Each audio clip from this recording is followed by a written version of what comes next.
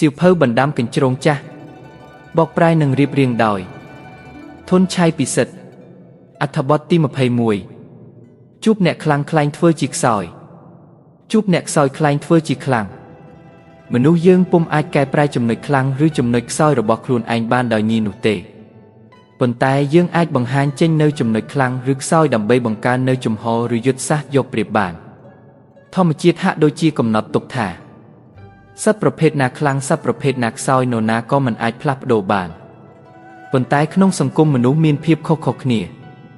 មនុស្សយើងអាចរឹងមាំឬទន់ខ្សោយពីកំណើតឬអាចមកពីឥទ្ធិពលនៃបរិស្ថានក៏ថាបានក្រៅពីនេះមនុស្សក៏ជាសត្វដែលមានសតិបញ្ញាហេតុនេះទើបអាចនាំយកបទពិសោធន៍និងមេរៀនដែលសន្សំទុកបូកបន្ថែមឱកាសក្នុងការយកជីវិតរស់នៅយ៉ាងសមស្របនិងស្វែងរកនៅផលប្រយោជន៍ដល់ខ្លួនឯងបានមានច្បាប់មួយគួរតែនាំយកមកប្រើនៅក្នុងការធ្វើដំណើរនៅក្នុងសង្គមមនុស្សព្រៃនេះនោះគឺនៅពេលជួបអ្នកខ្លាំងខ្លែងធ្វើជាអ្នកខ្សោយនៅពេលជួបអ្នកខ្សោយខ្លែងធ្វើជាអ្នកខ្លាំងមិនមែនជារឿងងាយទេដែលមនុស្សយើងផ្លាស់ប្ដូរកែប្រែស្ថានភាពរឹងមាំឬទន់ខ្សោយរបស់ខ្លួនឯងបានប៉ុន្តែយើងអាចប្រើវិធីខ្លែងសម្ដែងចេញមករឹងមាំឬទន់ខ្សោយដើម្បីជួយឲ្យខ្លួនឯងស្ថិតនៅក្នុងស្ថានភាពមានប្រៀបបានជួបអ្នកខ្លាំងត្រូវធ្វើជាខ្សោយមានន័យថាបើយើងជួបអ្នកខ្លាំងមានសមត្ថភាពពិតប្រាកដនិងបើមើលឃើញច្បាស់ថាកម្លាំងរបស់គេខ្ពស់ជាងយើងមិនចាំបាច់ការពារមុខមាត់កិត្តិយសទៅលបងភាពរឹងមាំជាមួយនឹងគេអីនោះទេព្រោះកាលណាខ្លាំងប៉ះខ្លាំងឱកាសនឹងផ្ដួលភីគីមខាងពិតជាមានប៉ុន្តែក៏មានឱកាសដែលខ្លួនឯងរងគ្រោះដែរហេតុនេះទើបគួរខ្លែងធ្វើជាទន់ខ្សោយដើម្បីបន្ថយនៅការប្រយ័ត្នប្រយែងរបស់ភីគីមខាងអ្នកខ្លាំងជួបអ្នកខ្សោយឈ្នះដោយមិនបាច់ប្រឹងស្រាប់ទៅហើយភាគច្រើនអ្នកខ្លាំងគេមិនសូវទៅរវល់អីនឹងអ្នកខ្សោយទេប៉ុន្តែក៏មានអ្នកខ្លាំងប្រភេទចូលចិត្តធ្វើទុកទោសអ្នកខ្សោយផងដែរដូច្នេះទើបការសម្ដែងជាទន់ខ្សោយអាចធ្វើឲ្យភីគីមខាងទៀតប៉ាន់ស្មានកម្លាំងពិតរបស់យើងមិនបាន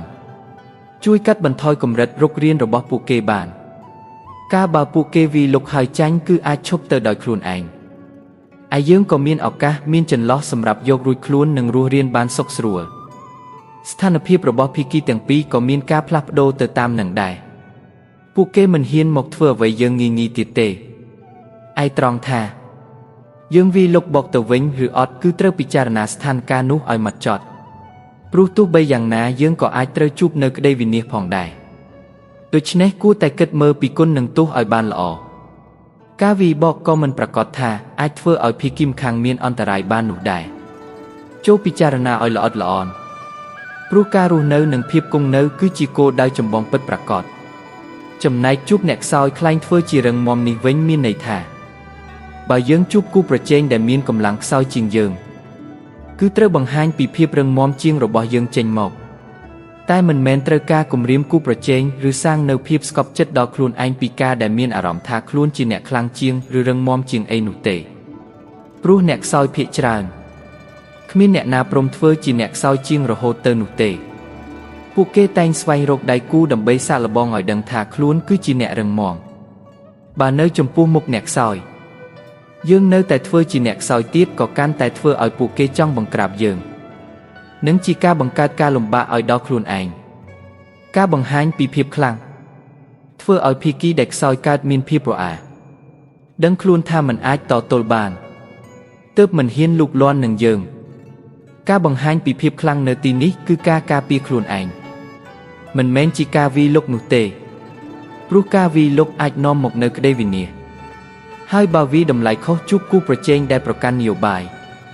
ជួបខ្លាំងធ្វើជាខ្សោយដែរនោះគឺកាន់តែយ៉ាប់ទៅទៀតនគរមួយមិនដែលមានស្ដេចពីរហើយក៏មិនដែលអត់ស្ដេចដែរខ្លាំងនិងខ្សោយតែងមកជាគូនឹងគ្នាដើម្បីឲ្យមានតុល្យភាពស្ដេចត្រូវមានប្រជារាស្ត្រក៏ត្រូវការស្ដេចអ្នកដឹកនាំប្រការសំខាន់ទី1គឺតើទូភីគីទាំងពីរចេះរក្សាផលប្រយោជន៍រវាងគ្នាបានដែរឬទេប្រការសំខាន់ទី2គឺតើយើងស្គាល់កាលៈទេសៈថាពេលណាគួរធ្វើស្ដេចនិងពេលណាគួរធ្វើរាស្ត្របានយ៉ាងដូចម្ដេច